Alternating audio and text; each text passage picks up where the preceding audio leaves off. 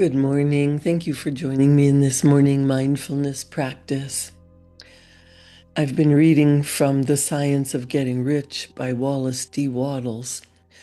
And did you know there is an art and a science to changing your life?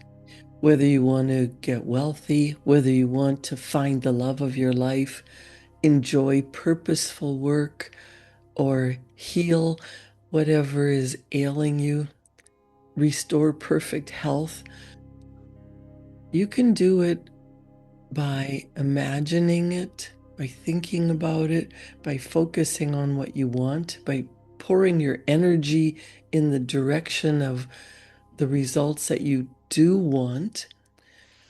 And you can create whatever you want, starting in your marvelous mind, in your imagination, and then it becomes real. It becomes your physical reality. It becomes your experience when you direct your attention, your energies, and your actions all in the direction that you want to go. You don't need to know how. In fact, if you knew how, your dream is not big enough. It's when you have something that you really, really, really want, you wouldn't even have the picture in your mind unless it was meant for you. I'm going to continue reading from The Science of Getting Rich, and Wallace Wattles tells us how to use the will, not willpower, but will, one of your beautiful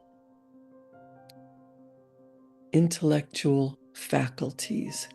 You have perception, you have imagination and intuition, you have memory, and you have a will, and you have reason. Sometimes we reason our way out of things. We use logic and we give up thinking we don't know how to do something. But when you have a beautiful picture and you decide, that's what I really want, that's where I'm going, that's what I want more than anything, and you hold the image with your will, you start to get into that state of being, into the energetic vibration, and your mind becomes a magnet for whatever you focus on. So when you decide, yeah, that's what I really want, and I'm going to make it happen, I'm going after it, I'm going to do that, I'm not going to let anyone, including myself, talk me out of that. Now let's find out about using your marvelous will to hold the picture. Wallace Waddell says, you do not need to apply your will to things for them to come to you. That would be simply trying to coerce God. It would be foolish and useless as well as irreverent.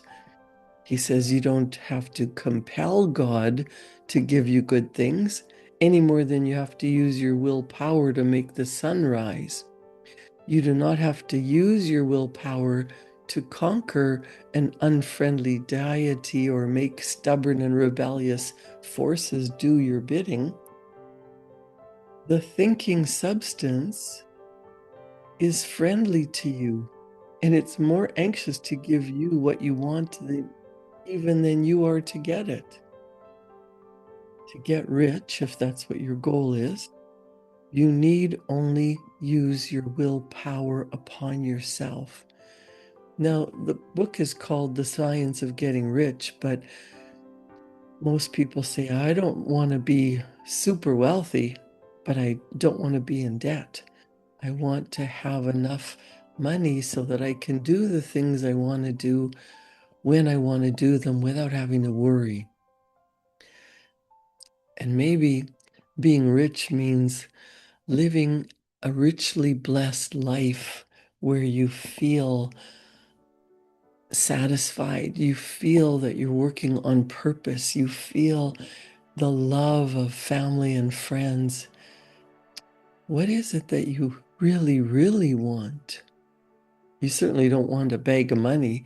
You want what the money can do for you. the freedom that it allows you, the freedom it affords you to pay for the trip, to go on whatever excursions you want, to live the way you choose.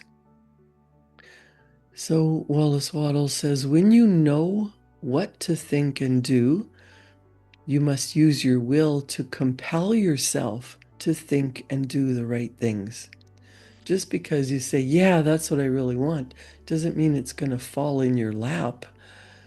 If you've been doing the same things over and over and over and over, you'll notice your results are the same. You keep getting the same results over and over and over and over.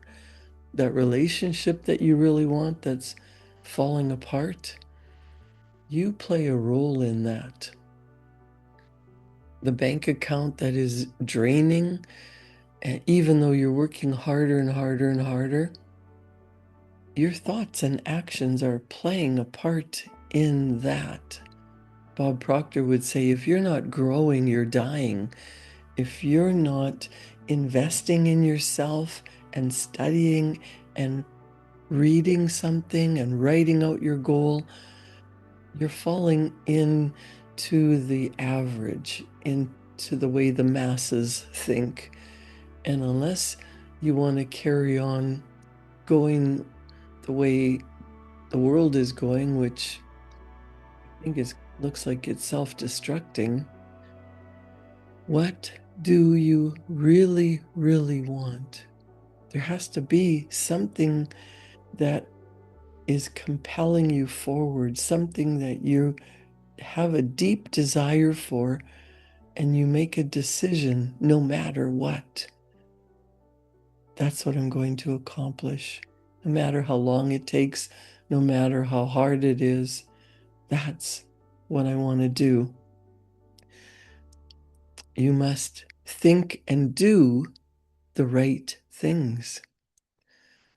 Wallace Waddles says that is the legitimate use of the will in getting what you want, to use it in holding yourself to the right course. Use your will to keep yourself thinking and acting in a certain way. In a certain way. Use your mind to form a mental image of what you want and hold that vision with faith and purpose. Use your will to keep your mind working the right way. The more steady and continuous your faith and purpose, the more rapidly you will get rich or whatever it is you want, because you will make only positive impressions upon the formless substance, the great unknown, universal intelligence. You know, there is a space between everything, and in that space is the power to change. And don't neutralize or offset what you want by negative impressions, by thinking about what you don't want or all the reasons why it can't happen. The formless substance, you might say the powers that be, source energy. If you have a scientific mind, you know that there is energy in space, in the spaces between everything. If you are a religious person, you might pray to God, the Almighty Father. Whatever you believe in, it's invisible, right? You don't see the hand of God working, you see the results. You don't see the atoms moving in the empty space, but you know there's something there. Whether you say fourth dimension or invisible deity, the formless substance receives a picture of your desires and allows this picture to penetrate to great distances, perhaps throughout the entire universe. That's why you don't need to worry about where your good is coming from. You don't have to worry about how what you want is going to show up. And Bob Proctor would say, the fun is in finding out how it's going to happen. You could be going along, imagining your deepest desire, holding the picture, writing about it, and one day it drops in your lap. You win the lottery, or someone calls you out of the blue, or you bump into an old friend and they invest in your idea. It doesn't matter how it comes. That's the fun part. The universe puts all the pieces together. As this impression spreads, all things are set moving towards its realization. Think about a magnet. How when this piece of steel is magnetized, it draws to it everything that is related, everything that's in harmony.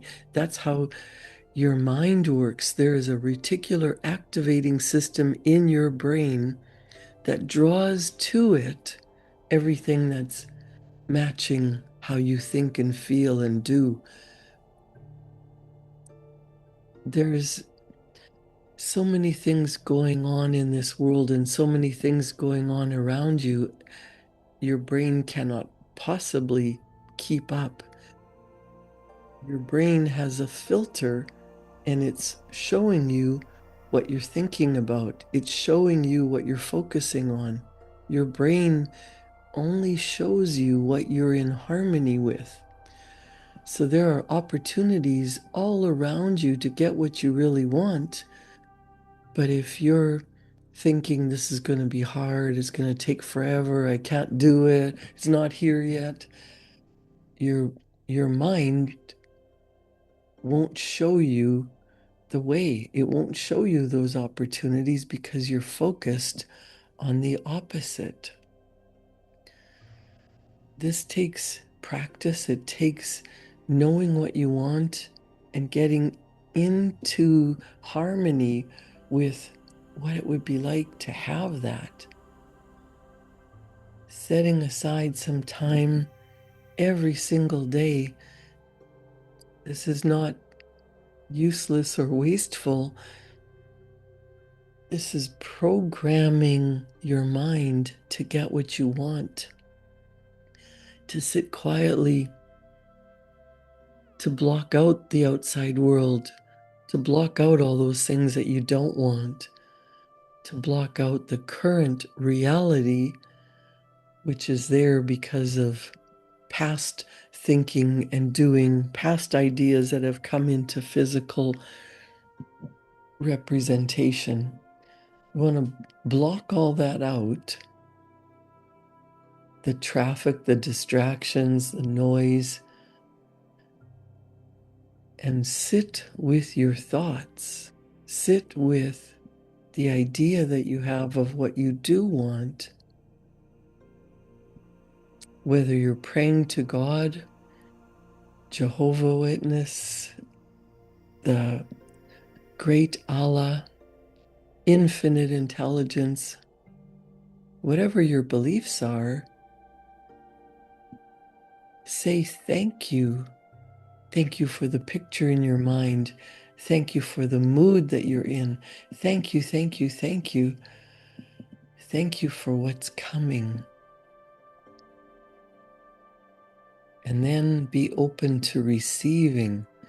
Don't block your good by thinking of the ways it can happen or can't happen or why isn't it here yet. Just allow yourself to be in the receptive mode so that your good can come to you. It's already available, but you must be magnetized to what you want rather than what you don't want. Wallace Waddell says, as this impression spreads, All things are set moving towards its realization. Every living thing, every inanimate thing, and the things yet uncreated are stirred toward bringing into being that which you want. All force begins to be exerted in that direction. All things begin to move toward you. The mind of people everywhere is influenced toward doing the things necessary to fulfilling your desires, and it works for you unconsciously. Below the surface, below the level of your conscious thinking mind. That's why you have to stop the noise, stop the distractions, turn down the volume on the outside world, because your conscious mind is taking in everything you see, hear, smell, taste, and touch and interpreting the outside world. We want to stop that track for a moment and allow the subconscious, the unconscious, the below the surface, the mind behind the mind, allow that some time in your life.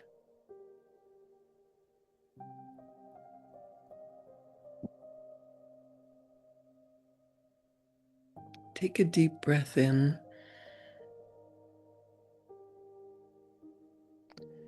and let that go. When you take a deep breath in through your nose and then slowly let it go through your mouth, you calm down your central nervous system. You allow your mind to open up to possibilities.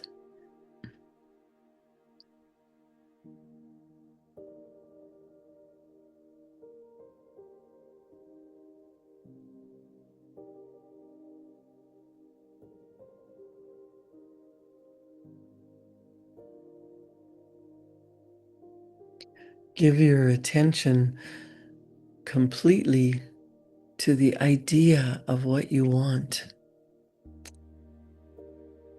Allow the picture to form clearly in your mind.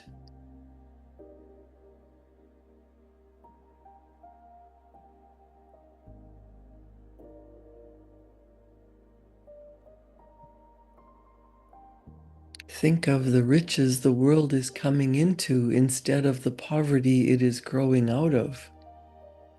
And bear in mind, the only way in which you can assist the world in growing rich is by growing rich yourself through the creative method, not the competitive one. Give your attention to what you want. No matter how strong and vivid, disagreeable the existing conditions are, ignore that. Whenever you think or speak of those who are poor, think and speak of them as becoming rich. And then those who are there to be congratulated rather than to be pitied. Give your whole mind and time and thought to the richness that you want in your life, whether it's health, relationships, or money. It's all energy. So when Wallace Wattles talks about becoming rich, he's not talking about money. He's talking about the good that you desire.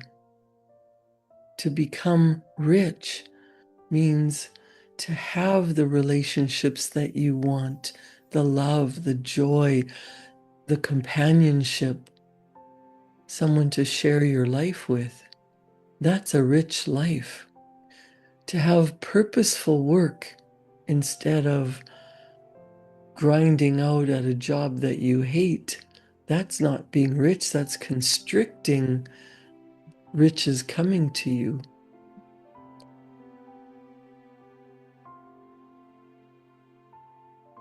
Use your mind to form a mental image of what you want and hold that vision with faith and purpose. Use your will to keep your mind working the right way. The more steady and continuous your faith and purpose, the more rapidly you will get rich, because you will make only positive impressions upon formless substance. How do you feel now that you are deeply loved, cherished, enjoying your life?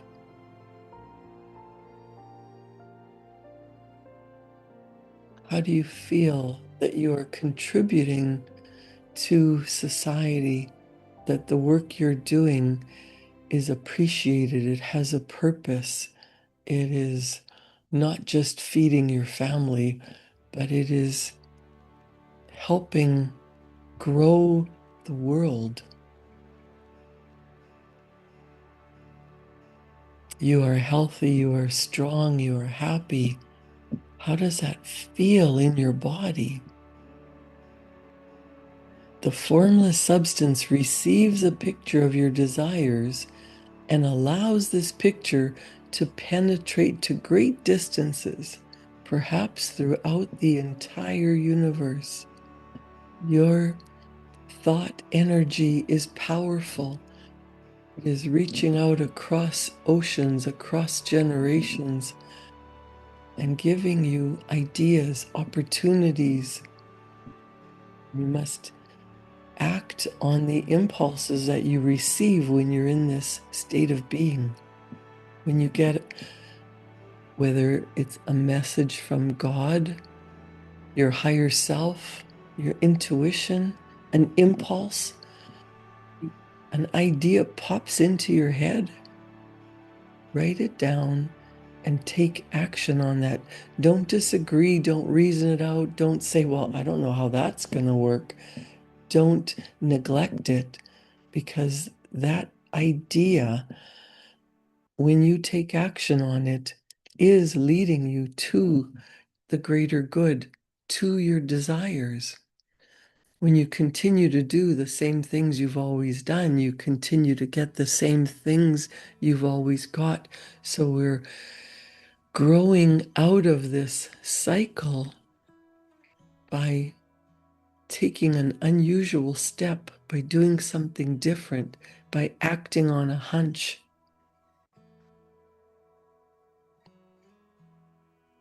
As this impression spreads, all things are set moving towards its realization. Remember, every living thing, every inanimate thing, and the things yet uncreated are stirred toward bringing into being that which you want. All force begins to be exerted in that direction. All things begin to move toward you. The mind of people everywhere is influenced toward doing the things necessary to fulfilling your desires. And it works for you unconsciously. You can't know how every piece is falling into place. Now, Wallace Wattles gives us a warning. He says, but you can check all this by starting a negative impression in the formless substance. Doubt or disbelief is as certain to start a movement away from you as faith and purpose are to start one toward you. By not understanding this, most people fail when they try to make use of so-called mental science to get rich.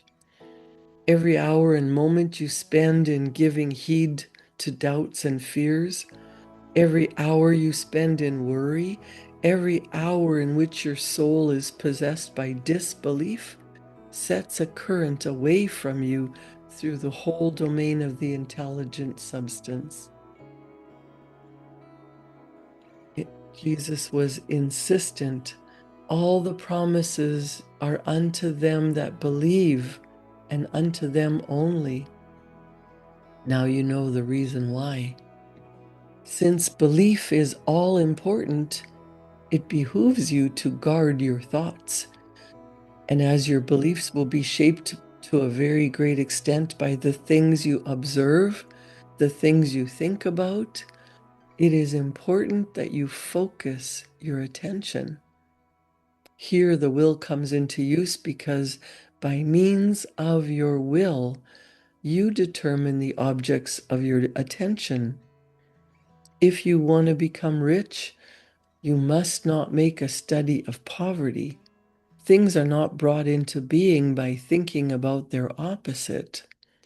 Health is never attained by studying disease and thinking about disease.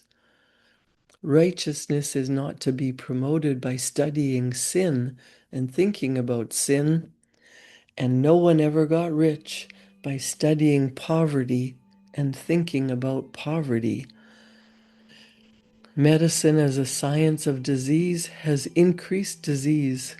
Religion as a science of sin has promoted sin. And economics as a study of poverty will fill the world with wretchedness and want. Do not talk about poverty. Do not investigate it or concern yourself with it. Never mind what its causes are. You have nothing to do with them. What concerns you is the cure.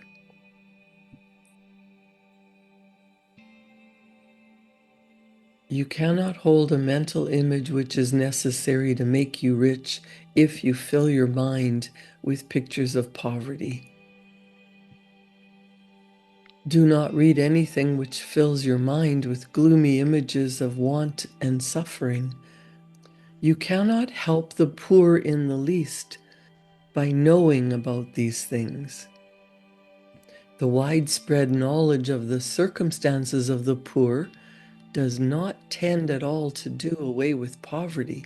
What tends to do away with poverty is not getting the pictures of poverty into your mind, but getting pictures of wealth into the mind of the poor. You're not deserting the poor in their misery when you refuse to allow your mind to be filled with pictures of that misery. Poverty can be done away with not by increasing the number of well-to-do people who think about poverty, but by increasing the number of poor people who succeed in getting rich through the exercise of faith and purpose. The poor do not need charity, they need inspiration. Charity only sends them a loaf of bread and keeps them alive in their wretchedness. Inspiration will cause them to rise out of their misery. If you want to help the poor, demonstrate to them that they can become rich. Prove it by getting rich yourself. Get rich. This is the best way that you can help the poor.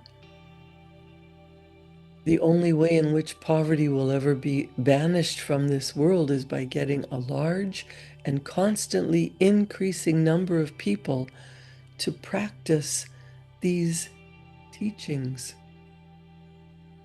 Imagine what you really want. Think about it. Become obsessed with what you deeply desire and then go and make it happen. The person who gets rich by creation opens a way for thousands to follow and inspires them to do so. You are not showing hardness of heart or an unfeeling disposition when you refuse to pity poverty or think or talk about it or listen to those who talk about it. Use your willpower to keep your mind off the subject of poverty and to keep your mind fixed with faith and purpose on the vision of what you want. Imagine that you have your deep desire. You've created the life that you want. How much more can you do for others?